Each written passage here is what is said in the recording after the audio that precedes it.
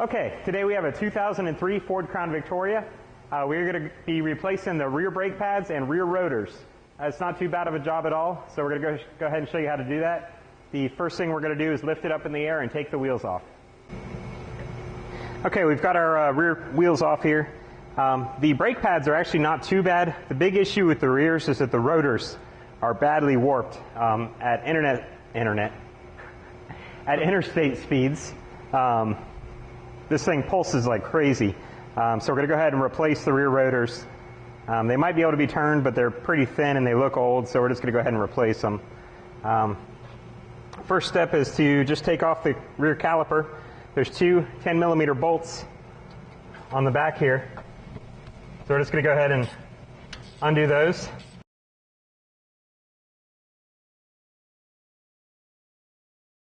All right, so the two bolts are out. Next, all you do is slide the caliper out, in theory. All right, I'm going to take a screwdriver and just pop it in here between the rotor and the caliper and pry out on it some. What that'll do is compress the piston in just enough to get the caliper to come off.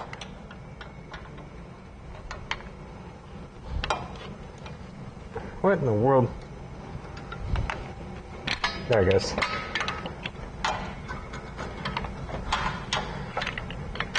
There we go.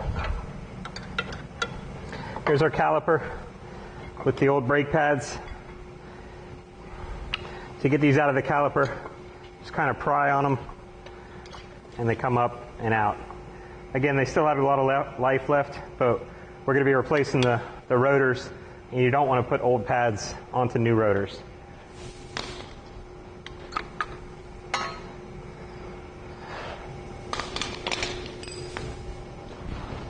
Now under the hood I've got the brake fluid cap off because when we compress the piston in here, it's going to push brake fluid all the way back up to the master cylinder. So you don't want the brake fluid cap being on there, or you can over pressurize the master cylinder. So what I'm doing here is just compressing this piston in. This is a tool made just for this. You can also use a C-clamp. So that's fully in. So now we just set the caliper out of the way. You don't want to let the caliper hang from the brake hose. It is not good for the brake hose. Next step is to get the rotor off. Since we're not going to be reusing the rotors, I'm just going to hit it with a hammer, and that should break it free.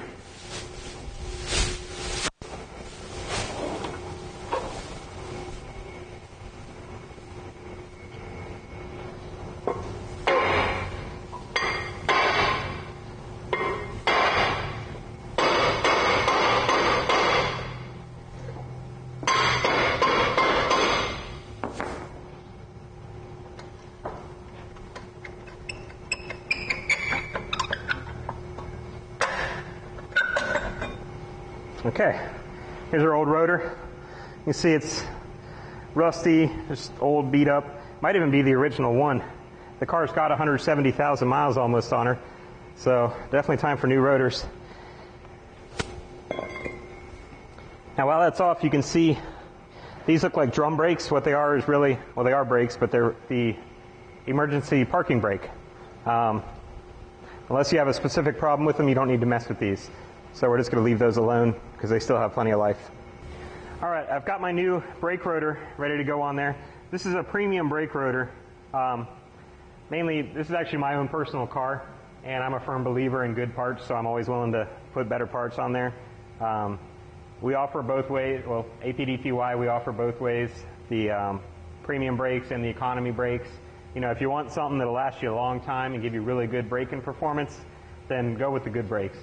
If you just need something to get you by and you're on a budget, then the economy brakes will work. Again, my personal feeling is to always go with the best ones that you can afford. Now what I've done is I've washed the rotor with soap and water. Best way to get this thing clean. And we're just going to slide it on. And you want to try not to touch the rotor surface itself once it's clean.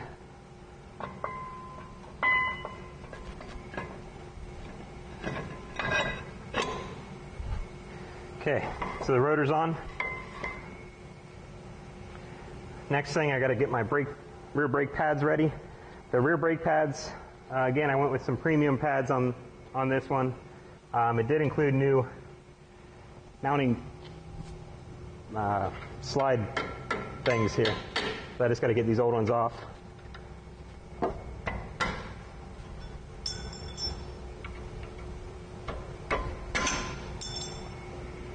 Let's pop those off. And I'll open up my new pads.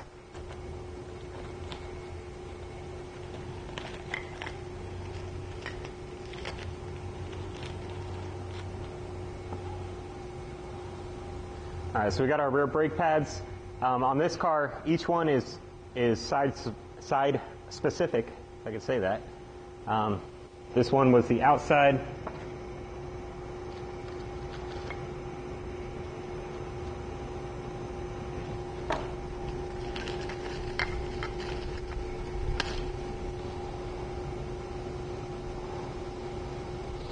All right, there's our two pads for this side. We'll set those aside. And we're going to install our new brake pad slides. These just pop in place.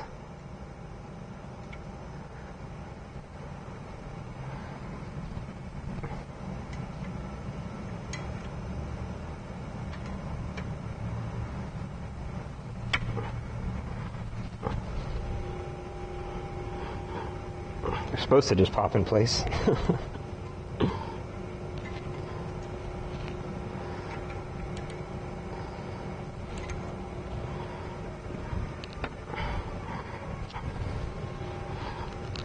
There it goes.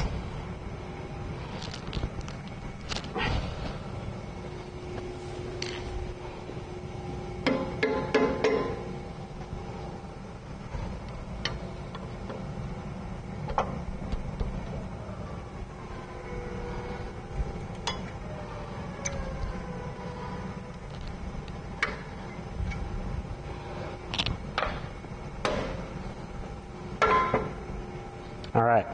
That's where the brake pads will sit. Now you also want to use some brake lubricant and place it on these slides so that the brake pads will move freely on there.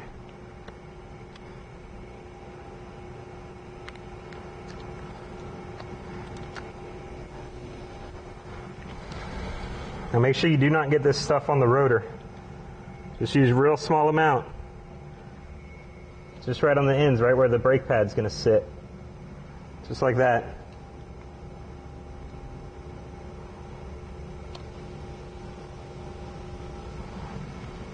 I'll spread it out a little bit.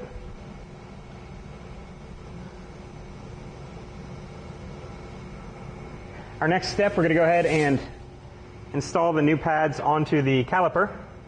Start with the inner one. This one's got this little claw-looking thing on the back. That just pops right into the inner hole on the caliper here.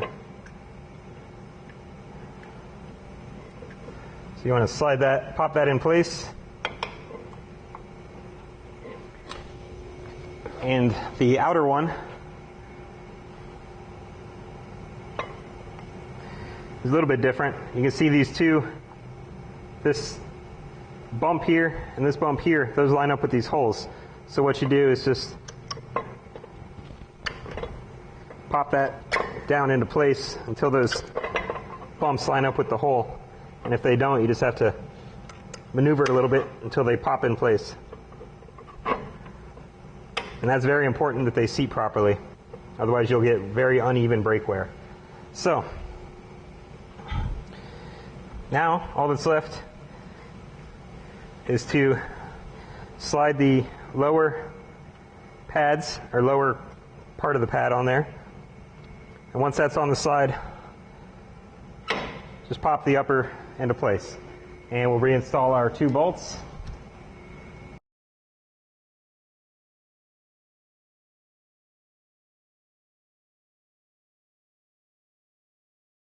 All right, so that is it for this side. All we got to do is the other side on the rear, and then we're all done with the rear brakes.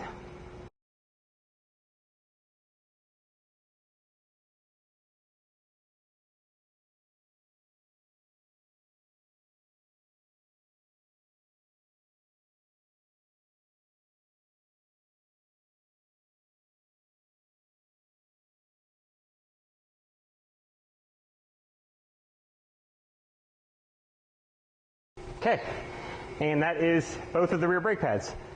So that is how to replace the rear brakes on this 2003 Ford Crown Victoria. Should be the same all the way up to, I think, the last year they stopped making them in 2011.